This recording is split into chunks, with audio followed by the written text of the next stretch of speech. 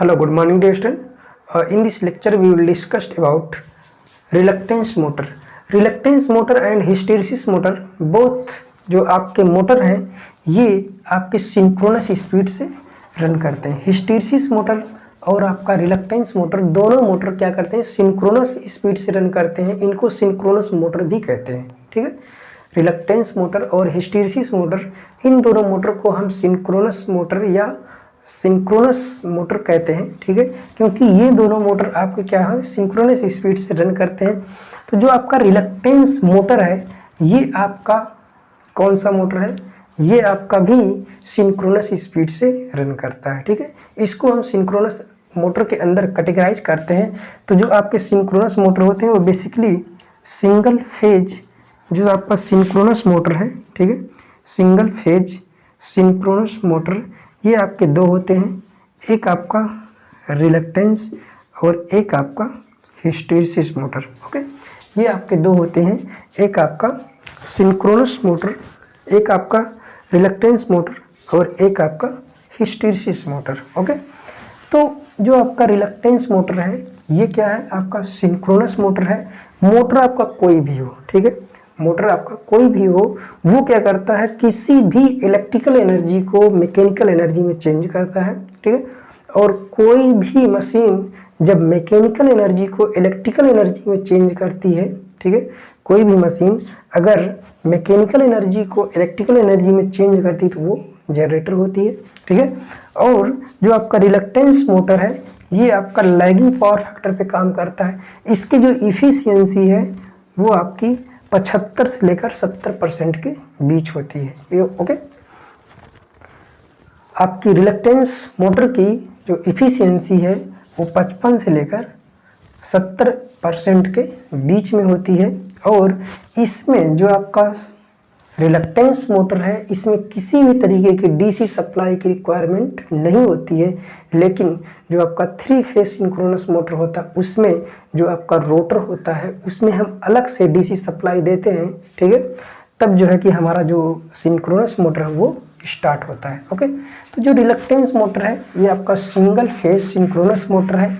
ये आपका lagging power factor पे काम करता है और इसमें किसी भी डीसी सप्लाई की रिक्वायरमेंट नहीं होती है। ठीक है, और ये जो है कि रिलक्टेंस मोटर क्यों कहलाता है, इसमें आपने पढ़ा होगा कि आपके पास किसी भी इलेक्ट्रिकल मशीन में दो तरीके के टार्क लगते हैं, एक आपका रिलक्टेंस टार्क और एक आपका इलेक्ट्रोमैग्नेटिक टार्क। ठीक है, तो जो आपका रिलक्टेंस टार्क है ये only possible in salient pole machine. Okay, reluctance torque is only possible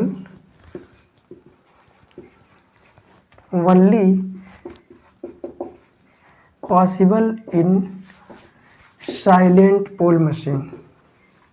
तो जो आपके साइलेंट पोल रोटर होते हैं उसमें ही केवल आपका रिलक्टेंस टार्क पॉसिबल है। लेकिन जो आपकी नॉन साइलेंट पोल की रोटर होते हैं, ठीक है, या नॉन साइलेंट पोल के आपके मशीन होती हैं, ठीक है, उनमें आपका रिलक्टेंस टार्क भी देखने को मिल सकता है। ठीक है, और इलेक्ट्रोमैग्नेटिक टार्क भी आपको देखने को मिल सकता है। लेकिन जो आपकी रिलक्टेंस टार्क है, ठीक है, रिलक्टेंस टार्क केवल और केवल जो आपकी साइलेंट पोल की मशीन है इसमें आपको देखने को मिलता है। तो साइलेंट पोल की मशीन में जो आपके रोटर बने होते हैं वो प्रोजेक्टेड रोटर होते हैं। कैसे होते हैं, उनका जो शेप होता है वो प्रोजेक्टेड होता है और उनकी जो डायामीटर होती है वो ज़्यादा रखी जाती है। ठीक है, उनकी जो डायामीटर है वो ज़्यादा होती है। ओके, जो रिलक्टेंस मोटर है, अगर हम इसके कंस्ट्रक्शन की बात करेंगे, इसके कंस्ट्रक्शनल डिटेल्स की बात करेंगे, तो एक आपका होता है स्टेटर। तो स्टेटर में एक आपका स्टेटर और एक आपका है रोटर।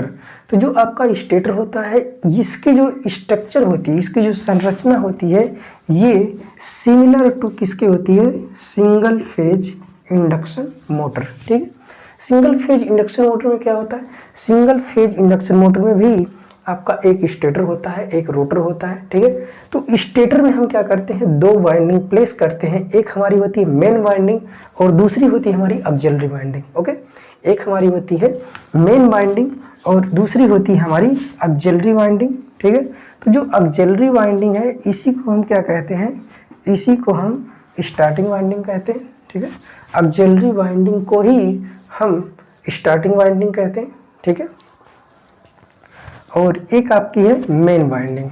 तो जो स्टेटर है ये आपकी जो वाइंडिंग प्लेस की जाती है ये आपका होता है कोर मटेरियल, ठीक है। क्या होता है, कोर मटेरियल। और कोर मटेरियल के तौर पर हम क्या यूज करते हैं, हम यूज करते हैं सिलिकॉन स्टील का यूज करते हैं, ठीक है। सिलिकॉन स्टील का यूज करते हैं, ओके। जिसमें जो सिलिकॉन स्टील है, ये जो सिलिकॉन स्टील है इसमें जो ईडी करंट है और जो आपका हिस्टैरिसीस लॉस है, ये जो दोनों लॉस हैं ये कम होते हैं, ठीक है। क्योंकि पहली बात तो ये हम इनको कैसे यूज करते हैं, स्ट्रिप के फॉर्म में यूज करते हैं। और ये जो मटेरियल है सिलिकॉन स्टील, इसका जो हिस्टैरिसीस लॉस होता है, जो आप पीएच कर्व बनाते हैं, ये आपको पतला मिलता है। इसका मतलब ये है कि ये आपका ऐसा मटेरियल है जब इसको आप मैग्नेटाइज करते हैं या इसके ऊपर आप मैग्नेटिक फील्ड सेटअप करते हैं तो इजीली मैग्नेटाइज होता है और इजीली डीमैग्नेटाइज हो जाता है, ठीक है। तो जो आपका स्टेटर पार्ट है उसमें हम दो तरीके की वाइंडिंग प्लेस करते हैं। एक हमारी जो होती है मेन वाइंडिंग, दूसरी आपकी ऑक्सिलरी वाइंडिंग। स्टेटर पे दो वाइंडिंग प्लेस करते हैं, जैसे हम सिंगल फेज इंडक्शन मोटर में करते हैं, दो वाइंडिंग प्लेस करते हैं। एक हमारी होती है ऑक्सिलरी वाइंडिंग और एक होती है हमारी मेन वाइंडिंग, ठीक है। तो ऑक्सिलरी वाइंडिंग का क्या पर्पज होता है, वो केवल स्टार्टिंग के पर्पज से यूज की जाती है जब हमारी मोटर अपनी फुल स्पीड का, ठीक है, 70 to 80% स्पीड अटेंड कर लेता है तो जो ऑक्सिलरी वाइंडिंग होती है वो डिसकनेक्ट हो जाती है। क्या हो जाती है, डिसकनेक्ट हो जाती है जब हमारा मोटर अपनी फुल स्पीड का 70 to 80% स्पीड अटेंड कर लेता है तो हमारी जो ऑक्सिलरी वाइंडिंग है, ठीक है, ये डिसकनेक्ट हो जाती है, ठीक है। तो देखिए ये आपका है क्या, स्टेटर का पार्ट है, ठीक है। स्टेटर के ऊपर ये आपके इसके इनर पोर्शन पे क्या लगे रहते हैं, इनर पोर्शन पे आपके ये कोर मटेरियल प्लेस किया रहता है, ठीक है, सिलिकॉन स्टील। और इसके जो स्लॉट बने होते हैं उसमें हम क्या करते हैं, वाइंडिंग को प्लेस करते हैं, ठीक है। तो ये आपकी हो गई स्टेटर वाइंडिंग। और जो रोटर होते हैं, तो जो इनका रोटर होता है वो आपका जिस तरीके से सिंगल फेज इंडक्शन मोटर में या 3 फेज इंडक्शन मोटर में आपका एक केज टाइप का रोटर यूज करते हैं, तो यहाँ पर भी हम किस तरीके का रोटर यूज करते हैं, केज टाइप का, ठीक है। रोटर कैसा यूज करते हैं, केज टाइप का। और जो रोटर होता है, ठीक है, ये आपका इस तरीके से रोटर होना चाहिए था, लेकिन इसको हम इस तरीके से कटिंग कर देते हैं कि ये जो हमारा रोटर है वो किस टाइप का रोटर बन जाता है, साइलेंट टाइप का, ठीक है। तो जो साइलेंट टाइप का जब रोटर बन जाएगा तो इसमें आपका जो टार्क पॉसिबल होगा वो कौन सा टार्क होगा, रिलक्टेंस टार्क। तो यहाँ पर जो हमारा रोटर होता है, रोटर किस मटेरियल से बना होता है, रोटर आपका बेसिकली फेरोमैग्नेटिक्स मटेरियल से बनाए जाते हैं, ठीक है। फेरोमैग्नेटिक्स मटेरियल क्या है, फेरोमैग्नेटिक्स मटेरियल वे मैग्नेटिक मटेरियल होते हैं जिनको मैग्नेटिक फील्ड में रखने पर इजीली मैग्नेटाइज हो जाते हैं, ठीक है। तो इनकी जो फेरोमैग्नेटिक्स मटेरियल है, ठीक है, जो फेरोमैग्नेटिक्स मटेरियल है इनकी जो परमेबिलिटी है, इनकी जो परमेबिलिटी है ये आपकी ज़्यादा होती है, ठीक है। इनकी जो परमेबिलिटी है ये ज़्यादा होती है, किससे, एयर के रिस्पेक्ट में भी ज़्यादा होती है, ठीक है।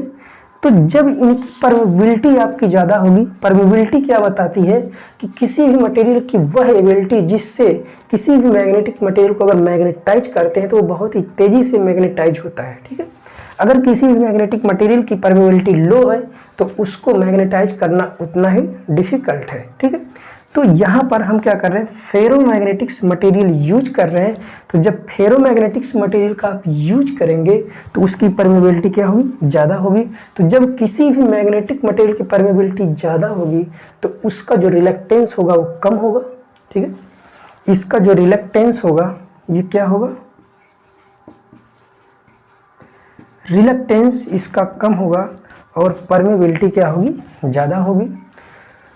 तो जो आपका रिलक्टेंस जब कम होगा तो वो क्या करेगा, उसका जो उसमें मैग्नेटिक फ्लक्स को सेटअप करने के लिए, एब्जॉर्ब करने के लिए, ठीक है, एक्सेप्ट करने के लिए जो एबिलिटी है वो ज़्यादा होगी, ठीक है। तो देखिए, अगर मान लीजिए आपका ये स्टेटर वाइंडिंग है और ये रोटर है, ठीक है, ये आपका रोटर है, ये स्टेटर की वाइंडिंग है और इसमें आपके कुछ पोल क्रिएट होंगे यस में, ठीक है। जो स्टेटर है उसमें आपके क्या होंगे, पोल क्रिएट होंगे और उसी के रिगार्डिंग जब आपका ये मैग्नेटिक मटेरियल है इस मैग्नेटिक फील्ड में रखा गया है तो उसके अंदर जो डोमेन है वो भी अलाइन होंगे, ठीक है। जब वो डोमेन अलाइन होंगे तो उसके द्वारा भी आपका जो मैग्नेटिक मटेरियल है, ठीक है, ये जो रोटर है ये कैसा है, केज टाइप का है, ठीक है, केज टाइप का रोटर है। और इसको हमने इस तरीके से कटिंग कर दिया है कि ये आपका प्रोजेक्टेड रोटर बन गया। कैसा रोटर बन गया, प्रोजेक्टेड या साइलेंट टाइप रोटर, ठीक है। कैसा है,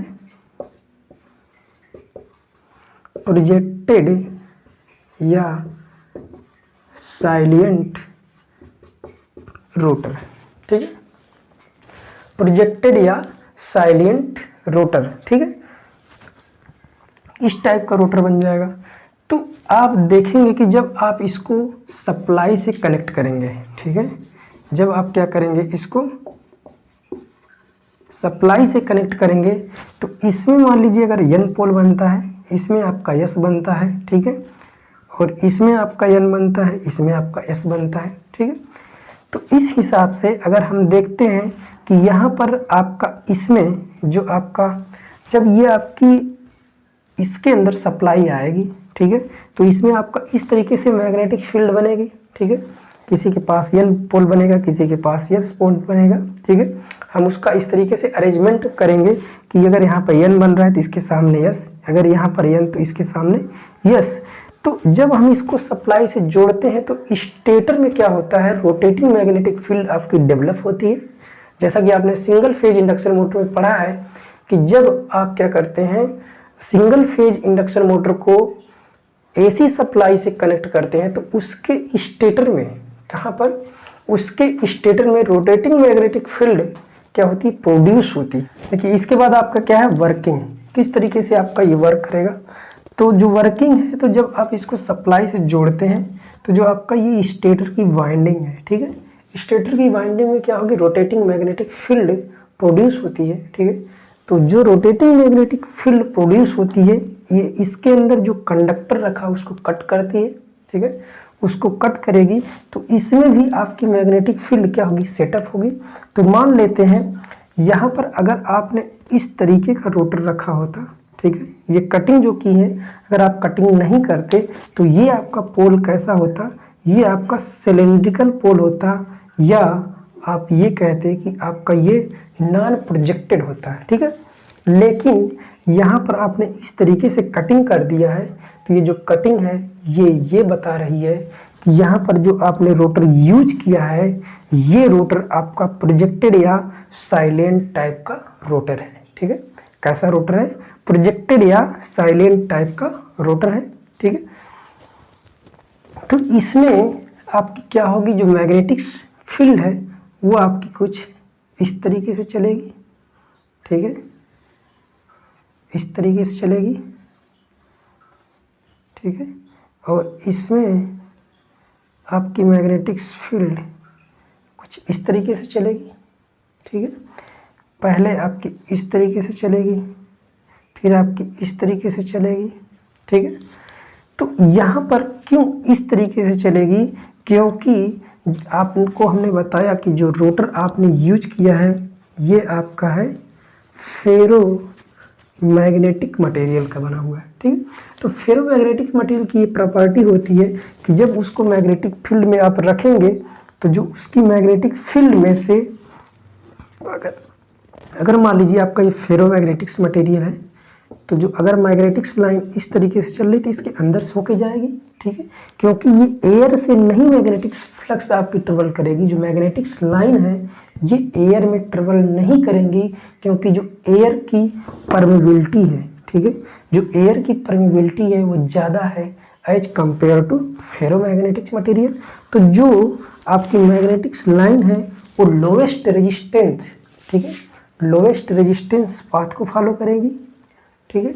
तो इसमें जो आपका फ्लक्स का अपोजिशन है इसके थ्रू ये कम होगा, इसमें आपका जो फ्लक्स का अपोजिशन है वो कम होगा, तो इसलिए क्या करेगी, इस पाथ को फॉलो करेगी, ठीक है, और इसमें इस पाथ को फॉलो करेगी।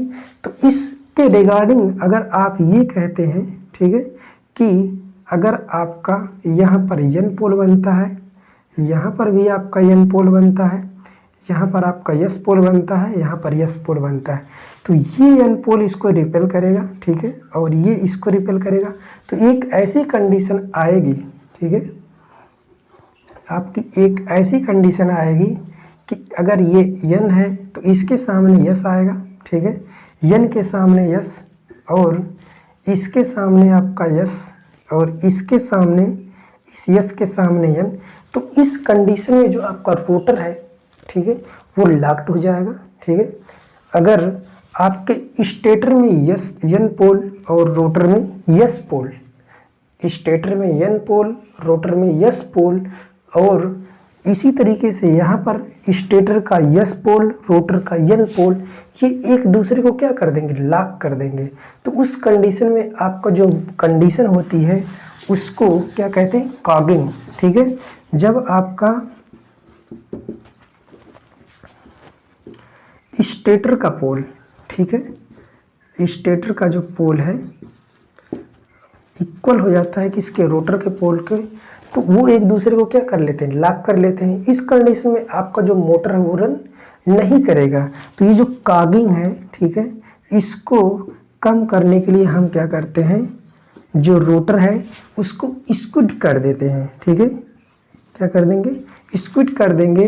तो इस कंडीशन में जो आपकी लॉकिंग की कंडीशन है ये लॉकिंग की कंडीशन नहीं होगी और मोटर आपका क्या करेगा, सिंक्रोनस स्पीड से, ठीक है, सिंक्रोनस स्पीड से रन करेगा। या आप ये कहेंगे कि जो आपका मोटर है वो एक कांस्टेंट स्पीड से रन करेगा, ठीक है, मोटर आपका क्या करेगा, कांस्टेंट स्पीड से रन करेगा। तब इस कंडीशन में आप ये देखेंगे कि जो आपका रोटर है वो आपका कांस्टेंट स्पीड से रन करेगा, ठीक है। देखिए वर्किंग में क्या है, जब आप इसको एसी सप्लाई से जोड़ेंगे तो इसमें रोटेटिंग मैग्नेटिक फील्ड प्रोड्यूस होगी, ठीक है, और ये जो आपका रोटर है ये प्रोजेक्टेड साइलेंट पोल का रोटर है, ठीक है, और इसमें ये जो आपने रोटर यूज किया है ये आपका फेरोमैग्नेटिक्स मटेरियल का बना हुआ है। तो फेरोमैग्नेटिक्स मटेरियल का बना हुआ है तो इसकी जो परमेबिलिटी है वो क्या होगी, ज़्यादा होगी, इसकी जो परमेबिलिटी है ज़्यादा होगी और जो इसका रिलेक्टेंस है वो कम होगा। तो जब रिलेक्टेंस कम होगा तो जो फ्लक्स है वो ज़्यादा पास होगी, ठीक है, इसके मीडियम से फ्लक्स क्या करेगी, ज़्यादा पास करेगी। तो जब ज़्यादा फ्लक्स पास करेगी तो यहाँ पर आप देखेंगे कि अगर सेम पोल बनते हैं तो एक चक्कर करने के बाद आपके अपोजिट पोल बनने पर, ठीक है, स्टेटर का यस रोटर का जो है कि यन एक दूसरे को लॉक कर लेगा और मोटर आपकी रन नहीं करेगी। तो इस लॉकिंग की कंडीशन से बचने के लिए हम क्या करते हैं, जो रोटर होता है उसको स्क्विड कर देते हैं, ठीक है। तो जो आपका लॉकिंग की कंडीशन नहीं मिलती है और आपका जो रोटर है वो एक कांस्टेंट स्पीड से रन करता है, ठीक है। इसके एडवांटेज क्या है, इसके एडवांटेज क्या है कि इसमें किसी भी ब्रश की रिक्वायरमेंट नहीं पड़ती है, किसी जो है कि स्लिपरिंग की रिक्वायरमेंट नहीं पड़ती है, ठीक है। और अगर इसकी जो है कि इसका यूज हम कहाँ करते हैं, जो हमारी इलेक्ट्रिक क्लॉक हो गई, सिग्नलिंग डिवाइस हो गई, फोनोग्राफ हो गया और रिकॉर्डिंग टाइप के इंस्ट्रूमेंट हो गए, ठीक है। तो वहाँ पर इसका हम यूज करेंगे जहाँ पर हमें कांस्टेंट स्पीड की रिक्वायरमेंट होगी। कहाँ पर यूज करेंगे, जहाँ पर हमें कांस्टेंट स्पीड की रिक्वायरमेंट होगी, हम वहाँ पर इसका यूज करेंगे। ठीक है, इसका अगर एडवांटेज की हम बात करेंगे तो इसमें ना तो स्लिप रिंग की रिक्वायरमेंट होगी, ठीक है, स्लिप रिंग की रिक्वायरमेंट नहीं होगी, ठीक है, और आपके जो ब्रश है इसकी भी रिक्वायरमेंट नहीं होगी, ठीक है, और इसकी जो कास्ट है ये कम होगी, ठीक है, जो मेंटेनेंस कास्ट है ये भी कम होगी, ठीक है। तो ये आपके कुछ एडवांटेज है और इसका यूज हम कहाँ करेंगे, इसका हम यूज वहाँ पे करेंगे जहाँ पर कांस्टेंट स्पीड की रिक्वायरमेंट होगी, ठीक है, और इसका यूज हम कहाँ करेंगे जहाँ पर कांस्टेंट, एक सबसे बड़ा एडवांटेज क्या है कि इसकी जो स्पीड है वो कांस्टेंट स्पीड है, ठीक है। तो ये रहा आपका रिलक्टेंस मोटर, ठीक है, जो